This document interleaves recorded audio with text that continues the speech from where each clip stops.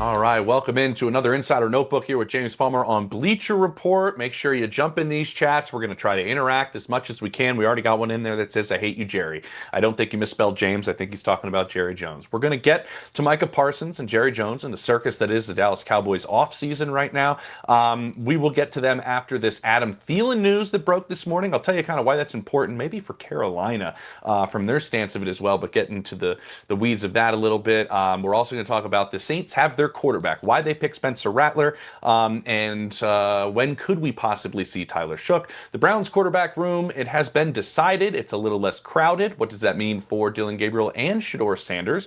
I'll tell you both of those. Also, Trey Hendrickson and Terry McLaurin get their deals done. I'll do that one pretty quickly. I think we kind of know what happened, but there's a couple little nuggets of information in there I want to get to. And then Joe Mixon, I think the story that nobody's talking about across the NFL, that a Super Bowl contender in the Houston Texans, and a lot of people around the league think that, are without their starting running back with really no answers for an extended period of time. We'll try to get to some of those. I do want to start this off, by the way, talking about Rashee Rice with Adam Schefter. I was getting ready for this, so I haven't really talked to too many people, but coming out that the suspension potentially from the NFL could be coming down, and it could be 6 games. Remember, originally told it could be 10 games, maybe in the middle of the season. The Chiefs haven't really known anything throughout all of this, but Schefter coming out a little while ago and saying that there could be a 6-game suspension starting at the beginning of the season. That's what the NFL is aiming at, to quote him. This is something that the offense in Andy Reid and Matt Nagy have been preparing for, what this offense will look like without Rice, what it will look like with Rice, when it could happen within the season. They have different plans in place that they've worked on in camp because this guy is a focal point of this offense. Rice is considered, in their mind, a top 10 wide receiver. He's going to get probably the bulk of the targets in this offense when he is available. Now, the first 6 games, they would miss Chargers, Eagles, at Giants, Ravens, Jaguars, Lions. You got 3 NFC teams in there, so that's a little bit different in terms of trying to get to the top of the AFC, but the Ravens obviously in there in a divisional game with the Chargers. So we'll see what ends up happening. They were always planning to play without him at some point this season. It might be at the very beginning of the season that the Chiefs play without Rashee Rice. All right, now let's get into the trade that happened this morning that the two teams between the Vikings and Panthers have been talking about for some time. That's the Adam Thielen trade. He ends up going to the Vikings, and the Vikings get Thielen. Let me read this. A conditional 2026 7th-round pick, I'm told, a 2027 5th-round pick. The Panthers get a 2026 5th-round pick and a 2027 4th-round pick. Now, that seems like a lot, right, for a 35-year-old wide receiver that is on the last year of his contract and has been open about this possibly being his last season. I actually ran into him at the Super Bowl, and he hinted at it a little bit. We'll see. I mean, he's still playing at a pretty high level. And this is obviously a need that the wide receiver room needed in addition. The injury to Addison, maybe the suspension to Addison, and what's going on around, Justin Jefferson with his hamstring, which is fine. But they needed some help in that receiver room. He's a guy that reportedly has worked out with J.J. McCarthy in the offseason, which is probably beneficial for everybody involved. But I do want to mention the Panthers side of things, because they're going to be a team we probably don't talk about a lot this year. But we do need to pay attention to what's happening there. What is the development of Bryce Young in year 3? What happens with Xavier Legette in a first-round wide receiver, and Tet McMillan, first-round wide receiver? My understanding is Adam Thielen went down to those joint practices in Houston and really didn't get a ball, really didn't get a catch. And I would think there was some frustration coming from his role within that offense. You could see it getting somewhat diminished with those other 2 highly drafted players. What happens in organizations, you often want to go to the guys that you've picked at the top of the draft and that are younger and need to develop and need to give targets to. I think this is an indication of that as much as it is that the Vikings wanted Thielen and started these kind of negotiations. But I think it's something to keep an eye on how this offense works. Tech can only play the X, and Legette can only play the Z. And so it's going to be interesting to see what ends up happening with both of those guys and their development. It looks like they're trying to make sure they clear a path for them to develop. Also want to keep an eye on Hunter Renfrow. I was told he was routing people up in camp. He can only play the slot, so that wouldn't be a bad idea for him to come back because some of those other guys can't really play in there. But I think there's some other teams that are interested in Renfrow as well.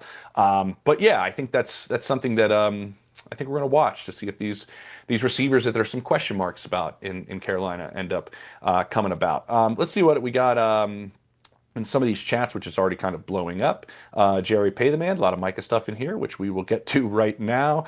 Rice, baby. There's a lot of people in the league that are very high on him, so we'll see what ends up happening. Hi, James. Where'd the high James go? I want to read it. Hi, James, all the way from Mississippi. Fly Eagles fly. Hey, you know I'm born and raised in Philly. All right, let's see what else is happening here.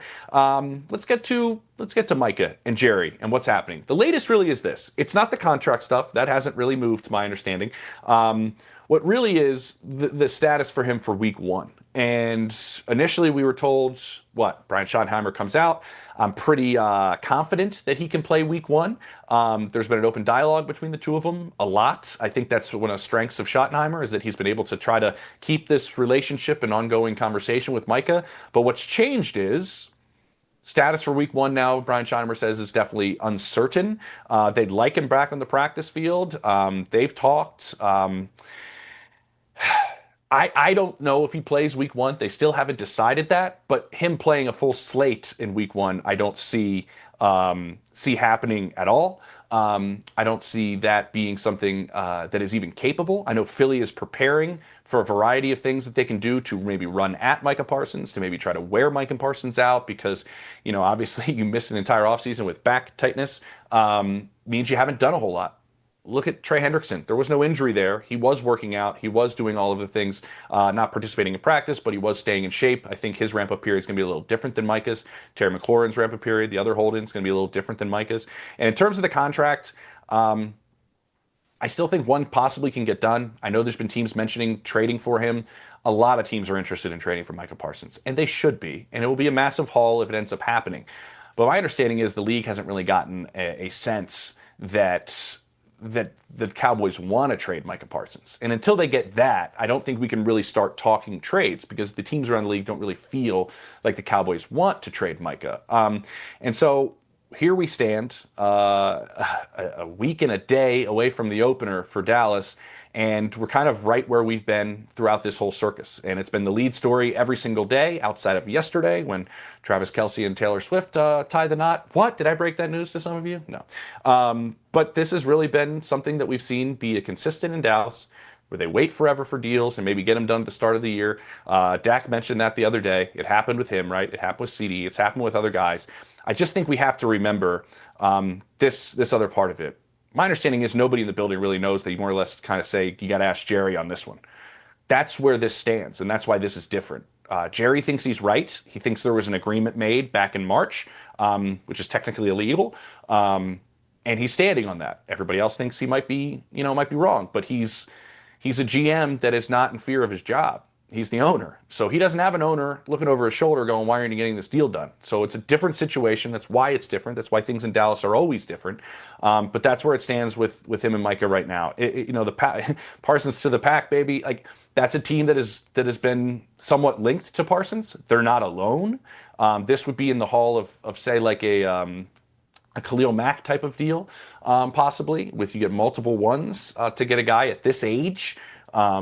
25, I think it is, right? So, I mean, you have the ability to lock up one of the best players in all of football. There's going to be multiple teams interested. But again, none of them have really gotten the sense that Jerry wants to move on from Micah right now. I do want to get to this Kyle Hamilton thing, which I'm just seeing on Twitter, and some of you guys put in here, because you're talking to a pretty big Kyle Hamilton fan.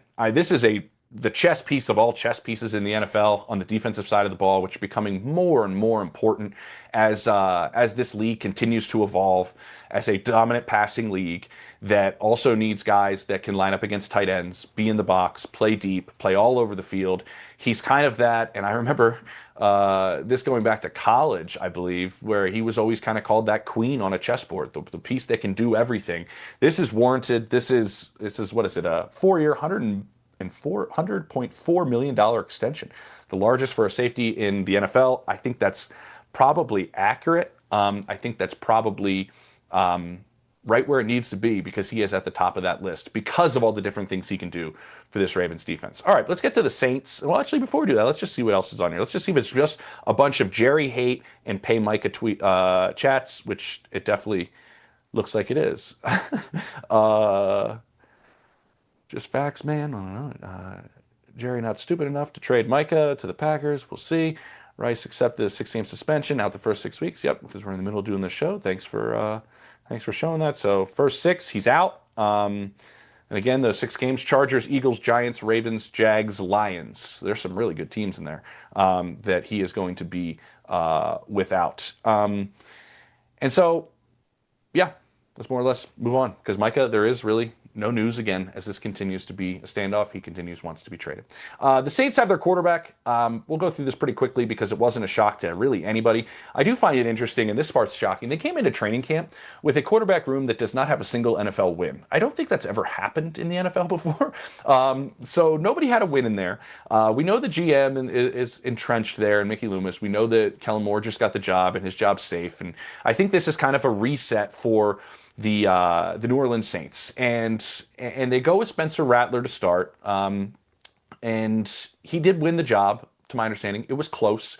It kind of came down to decision making, kind of came down to making decisions maybe a little bit quicker than Tyler Shook. He heavily had his rookie moments as the 40th overall pick in this draft. He's an older guy, but at the same time, he's actually older than Rattler. At the same time, definitely had a lot of rookie moments. You saw mistakes. You actually saw him rebound from a lot of mistakes as well. You actually saw this offense in some people's minds move a little bit better with him than it did with Rattler as a whole. Maybe yards were a little bit easier to get with Shook compared to Rattler, but they do go with the veteran first, and it makes sense because you can always go from the vet, which he's 2 years in, but the vet to the rookie.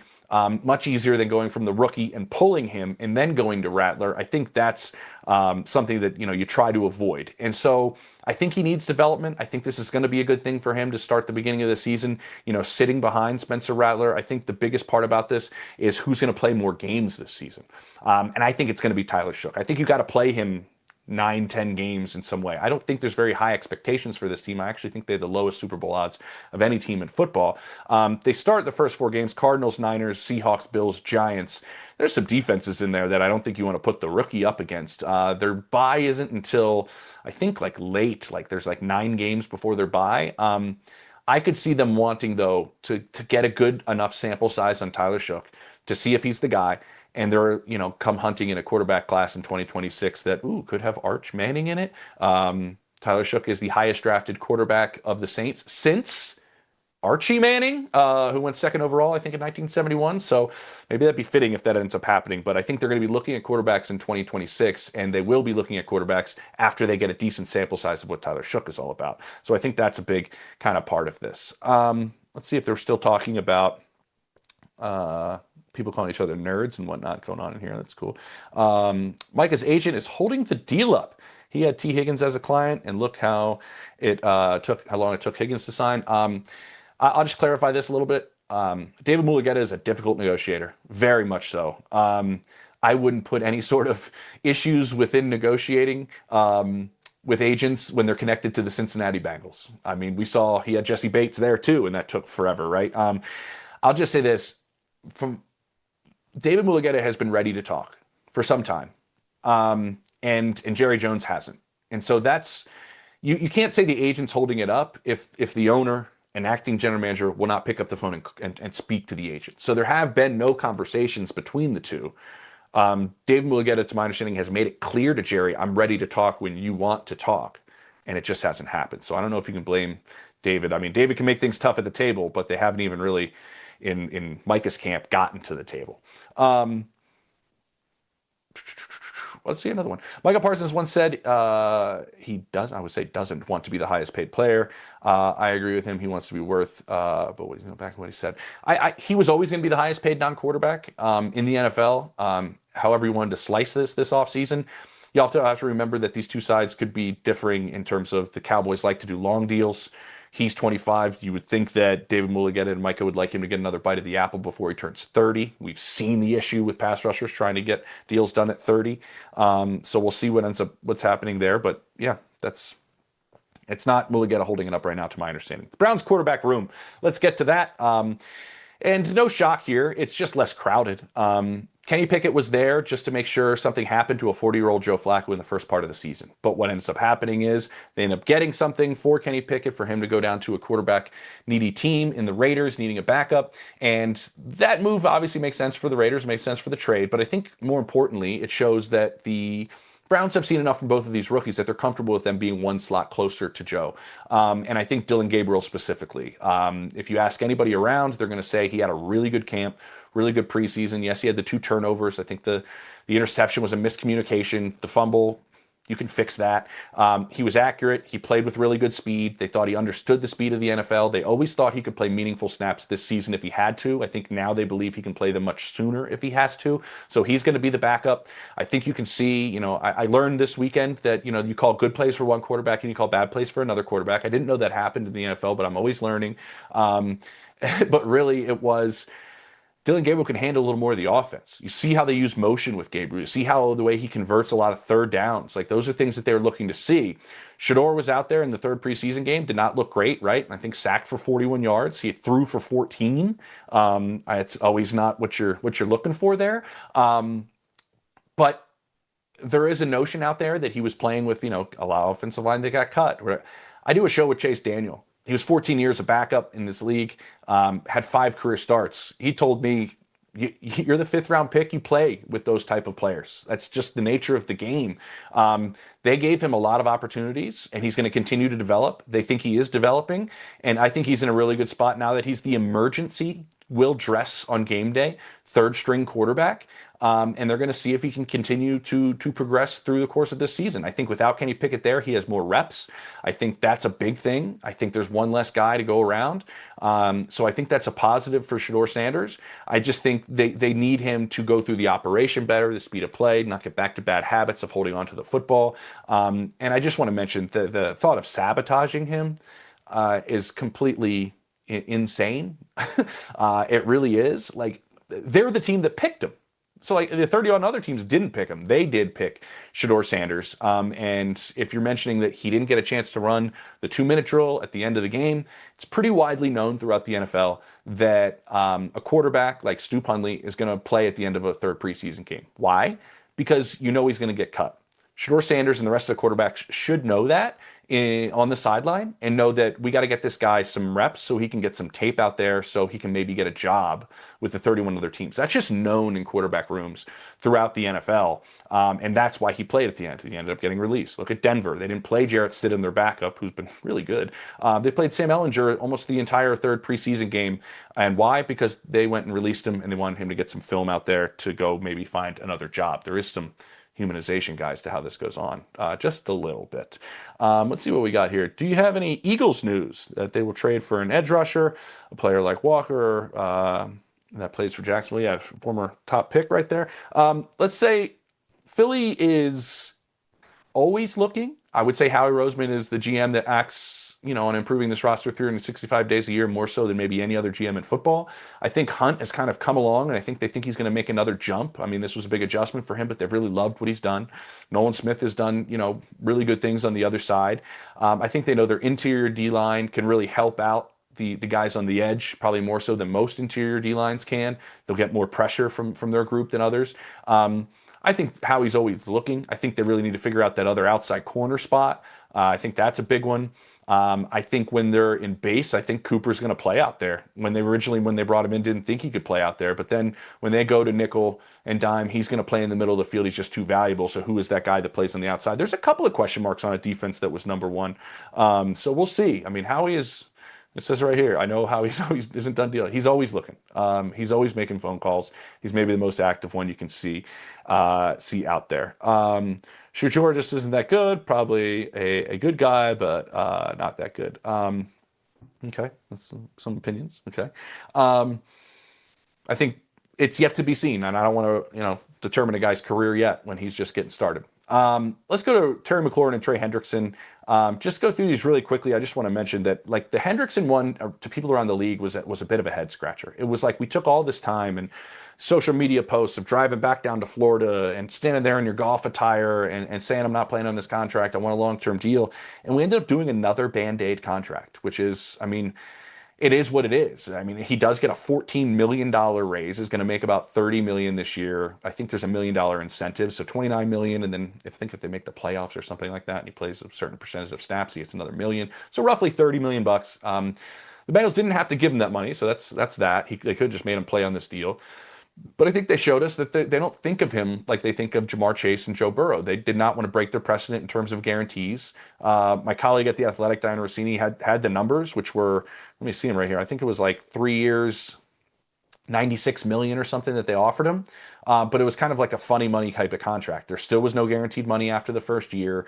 Like the third year was 39 million, which they were never going to reach. And so he ends up doing this. He ends up having the ability to be a free agent after the season. I think he can be tagged. I don't think that's in the contract that he can't be tagged. But they could bring him back and tag him if they want him in 2026 for like 36, 37 million for another 1 year. But that's kind of where they're at right now. So yeah, and we'll see exactly what ends up happening with Trey Hendrickson after the season. But he's on another year where he has to go prove it. He will be most likely ready for week 1, to my understanding. He's ramping it up. He's already been at practice, like I just mentioned, in the meetings, knows everything that's going on. We'll see him kind of come back with Terry McLaurin. 3 years up to 96 million. Remember, it was told like 96 million out the jump. Obviously, it always changes a little bit. 3 years, 87 million is a little bit more accurate. A lot of people believe that this landed just maybe slightly higher than the Commanders wanted to go. They were definitely very far apart for some time on this, and he was never going to get traded, just like Trey Hendrickson. Neither one of them were ever going to get traded. Little bit different situation in how they were, but they never wanted to move Terry. They knew this offense works better without him. I do think there's an aspect of this that they're trying to figure out now. Cliff Kingsbury does not know exactly how year 2 offense looks with the Commanders because they haven't had Terry on the field. I think they are behind in that. They'll admit it to you. Him and Noah Brown have been out, and the offense hasn't looked the way that they would like it to look. But he does return. They do believe he can get up to speed in about 2 weeks, which is really what it is. He's been throwing with Jaden Daniels. I don't think there's a whole lot of panic here by any stretch. What I do think ends up happening, though, is they get their true number 1 back. I think he is going to have an opportunity to show that he can play into his 30s. And if he can, I think you look at the way the structure of the contract is, they're going to reward him if he continues to play the way he plays. There's incentives in there that are very attainable if Terry McLaurin keeps playing the way he's playing. All right, what else do we have here? I have a feeling that Kelsey goes off. Yeah, married man, huh? Kelsey's a cook and man actor now. I would say, if the Super Bowl didn't go the way it went, I don't know if Travis Kelce comes back. But he is back. He is super motivated. I know people in that building that believe him and Patrick Mahomes are beyond motivated. I think he also understands his role in the offense now, which is a little bit different than what it's been in past years. And I think he's fine with that. I think he's fine with having those opportunities come to him and a lot of other guys, the ball getting spread around to. But we'll see what ends up happening. James, is in his midseason form, and this season's hadn't even started yet. Great insight. Appreciate it. Let's see what else we got. Do-do-do-do. Anything else in here? We got Rice. A lot of knocks on Shador in here. Interesting. Yeah, I think we're doing pretty good. If you don't know about the Panthers, please stop spreading lies. Okay, I know a lot about the Panthers. All right, and then the last one I want to get to here is Joe Mixon and the Texans. I think this is something that's not being talked about enough at all. This is a Super Bowl contending team in the Houston Texans. If you want to disagree with that, I think it's incorrect. They've been to the divisional round in each of the last 2 seasons. They were in the game in the second half against Kansas City. I was there. And they were littered with injuries. And CJ Stroud was running for his life, and they still were in that game. I think this is a chance to be one of the best defenses in football. They have talent on all 3 levels. They have a great pass rush and great corners, and I think that's always really, really valuable as a defense. Yes, they need to figure out this offensive line. They've revamped it entirely, brought in a lot of new bodies. They have a new offensive coordinator running things, and Nick Cali. You're going to see CJ Stroud do more at the line of scrimmage. You're going to see him kind of run the show a little bit more. But Joe Mixon was 9th in the NFL in rushing a season ago.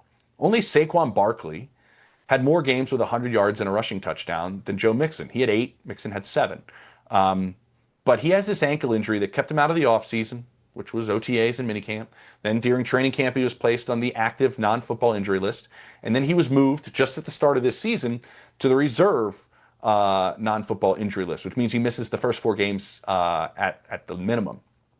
Nick Cassera, their general manager, was speaking to the media this morning, kind of just said, with all of our insurance players, we take it day by day. We'll see him miss the first 4 games, and we'll see him, day by day.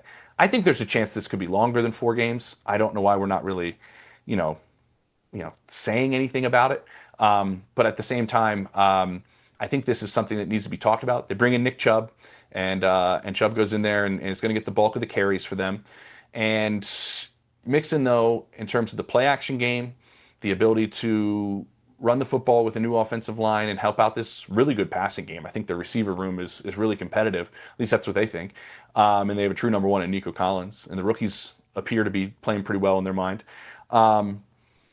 It's going to be an interesting offense, and I think Joe Mixon might miss some time, and I think that's worth noting.